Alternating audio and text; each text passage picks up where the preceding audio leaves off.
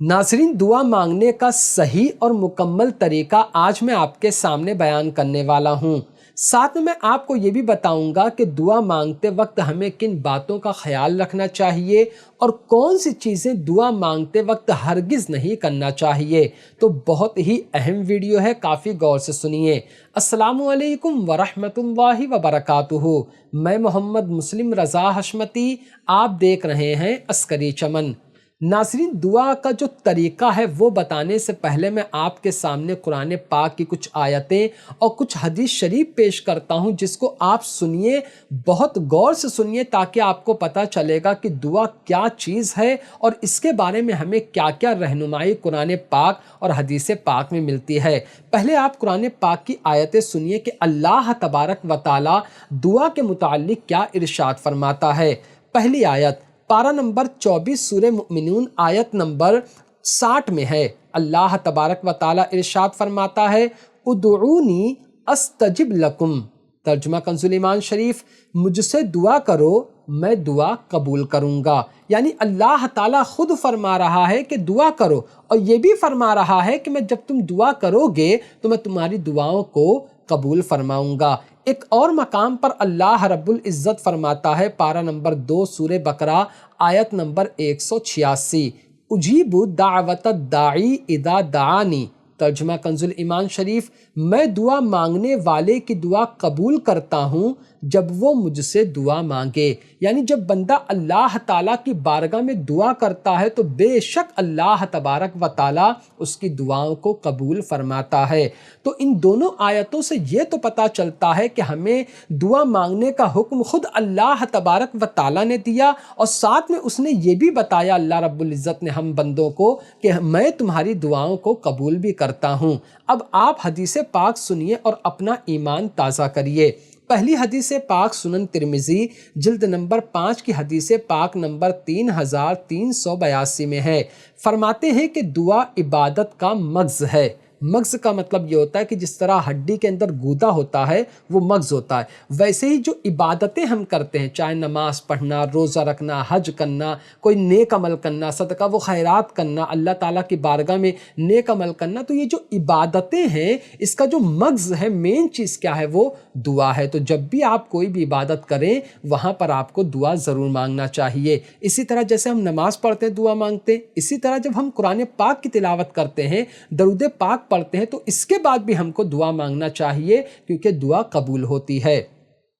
एक और हदीस पाक सुनिए, किताब तंबीहुल गाफिलीन की हदीस पाक नंबर 577 में है। हज़रत सैयदना अबू ज़र ग़िफ़ारी रदी अल्लाह ताला अन्हु इरशाद फरमाते हैं कि इबादतों में दुआ की वही हैसियत है जो खाने में नमक की है। देखो कितनी बड़ी बात है, अगर कोई खाने में नमक ना डाला जाए तो वो खाना बेकार, मतलब ये कि बेमज़ा हो जाएगा, वो खाना कोई नहीं खाएगा, हर कोई कहेगा कि इसमें कमी है, कितना भी अच्छा बना दो। तो इसी तरह जब हम इबादत करते हैं तो इबादत करने के बाद हमको दुआ भी मांगना चाहिए, क्योंकि ये हुक्म है और ये असल है कि जब आप मेहनत कर रहे हो तो आपको उसका सिला चाहिए ना। मजदूर मेहनत करता है तो उसका सिला दिया जाता है, पैसा दिया जाता है। इसी तरह जब हम इबादत करते हैं तो हमें आखिर में जाके फिर दुआ मांगना चाहिए। एक और दुआ हदीस पाक सुनिए, और ये इतनी प्यारी हदीस पाक है कि सुनकर आपका ईमान ताज़ा हो जाएगा और आप कमेंट में सुबहान अल्लाह माशाअल्लाह ज़रूर लिखेंगे। देखो दुआ क्या काम करती है वो सुनिए।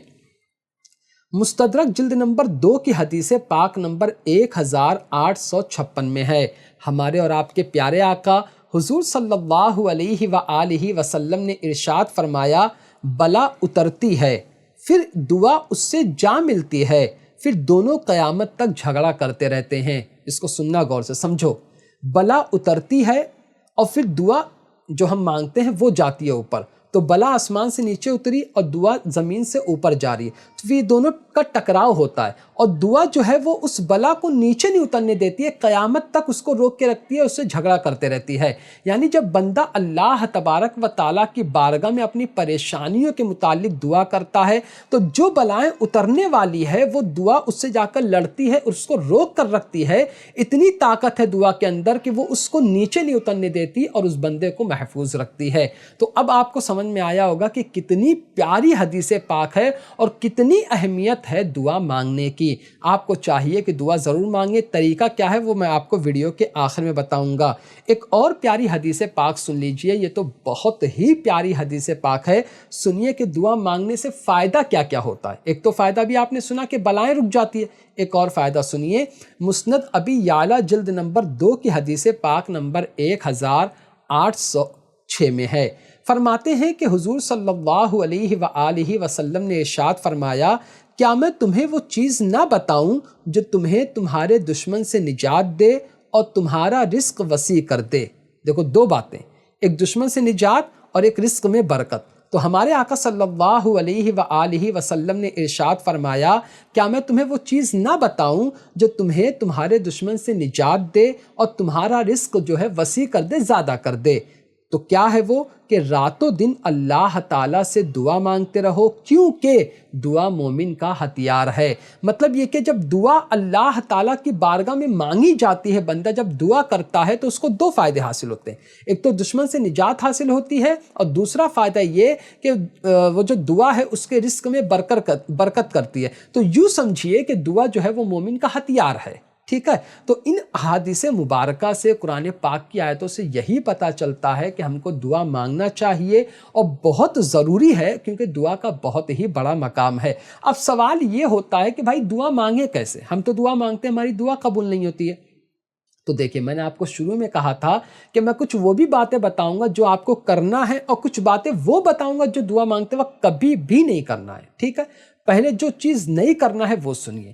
جب آپ دعا مانگتے ہیں تو آپ کو ڈائریکٹ دعا نہیں مانگنا ہے، سب سے پہلے آپ کو حدیث پاک پڑھنا، آپ کو سب سے پہلے کوئی بھی درود پاک پڑھنا ہے، کیونکہ حضرت عمر فاروق اعظم رضی اللہ تعالیٰ عنہ کی روایت ہے، وہ حدیث پاک میں ہے کہ جو بندہ جب دعا مانگتا ہے اور اس سے پہلے کوئی بھی درود پاک نہیں پڑھتا تو وہ دعا آسمان میں جا کے بیچ میں لٹک جاتی ہے، اوپر نہیں جاتی ہے، اور جب دعا سے پہلے درود پاک پڑھ لیتا ہے تو اب وہ دعا قبول ہو جاتی ہے۔ تو جب بھی آپ دعا مانگو تو پہلے درود پاک پڑھو، اور جب دعا کو مکمل کرو تو لاسٹ میں آمین بولو اور پھر درود پاک پڑھ لو۔ تو اس سے یہ ہوگا کہ دعا کے شروع میں بھی درود پاک اور آخر میں بھی درود پاک۔ ایک چیز یہ، دوسری چیز، حرام کام کرنے والے کی، حرام مال کھانے والے کی، یہ جو لوگ ہوتے ہیں ان کی دعائیں رب تبارک و تعالیٰ کی بارگاہ میں قبول نہیں ہوتی۔ تیسری اہم چیز، جب آپ دعا مانگتے ہیں کہ تو دعا مانگتے وقت آپ کو جلد بازی نہیں کرنا ہے، رٹی رٹائی دعائیں نہیں مانگنا ہے، بلکہ وہ مانگنا ہے جو آپ کے دل سے نکل کر رب کی بارگاہ میں جاتی ہے، وہ دعائیں مانگنا ہے، ٹھیک ہے۔ اور جلد بازی بالکل بھی نہیں کرنا ہے۔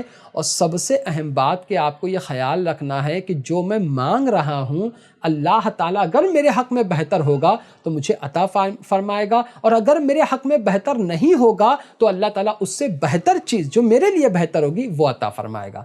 یہ یقین رکھنا چاہیے۔ ان باتوں کو جب بھی آپ دعا مانگیں تو خیال رکھیں، اور جب بھی آپ دعا کرتے ہیں تو جو میں نے بتایا ان باتوں سے آپ بچیے۔ اب میں آپ کے سامنے ایک پریکٹیکل طریقہ بتا دیتا ہوں کہ آپ کو دعا مانگنا کیسے ہے۔ دیکھیے، سب سے پہلے آپ درود پاک پڑھ لیجئے۔ درود پاک پڑھنے کے بعد، اب مان لیتے ہیں آپ نماز پڑھ رہے ہو، نماز کے بعد آپ کو دعا مانگنا ہے، ٹھیک ہے۔ اس طرح دعا مانگنا ہے آپ کو۔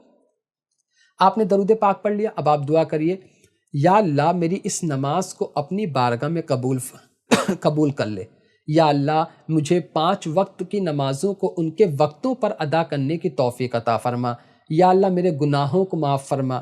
یا اللہ میرے گھر میں برکتوں کا نزول فرما۔ یا اللہ میری پریشانیوں کو دور فرما۔ اور جب دعا مانگتے ہو نا آپ تو پھر اہل بیت کا، پنجتن پاک کا، سرکار غوث پاک کا، سرکار غریب نواز کا، بلکہ اللہ کے نیک بندوں کے وسیلے سے دعا کرو، تاکہ ہماری جو دعائیں ہیں وہ اللہ کے نیک بندوں کے وسیلے سے قبول ہو۔ اس طرح آپ کو دعا کرنا، میں نے ایک طریقہ بتا دیا، باقی آپ کو دعا وہی جو آپ کے دل میں ہے وہ آپ کو مانگنا ہے، ٹھیک ہے۔ تو ان باتوں کا خیال رکھنا ہے، انشاءاللہ تبارک و تعالیٰ آپ کی دعا ضرور قبول ہوگی، اور یہ ایمان رکھنا ہے کہ جو ہم مانگ رہے ہیں وہ اللہ تعالیٰ ہمیں ضرور عطا فرمائے گا۔ تو ان ساری باتوں کو آپ نے کافی بہتر طریقے سے سمجھ لیا ہوگا۔ پھر بتا دے رہا ہوں کہ دعا مانگنے سے پہلے اور دعا مانگنے کے آخر میں آپ کو درود پاک ضرور پڑھنا ہے۔ اللہ تبارک و تعالیٰ ہماری ہر جائز دعاؤں کو قبول فرمائے اور ہمیں بہتر سے بہتر اس کا اجر عطا فرمائے۔ آمین ثم آمین۔ تو ناظرین، آج کی ویڈیو میں صرف اتنا ہی۔ السلام علیکم۔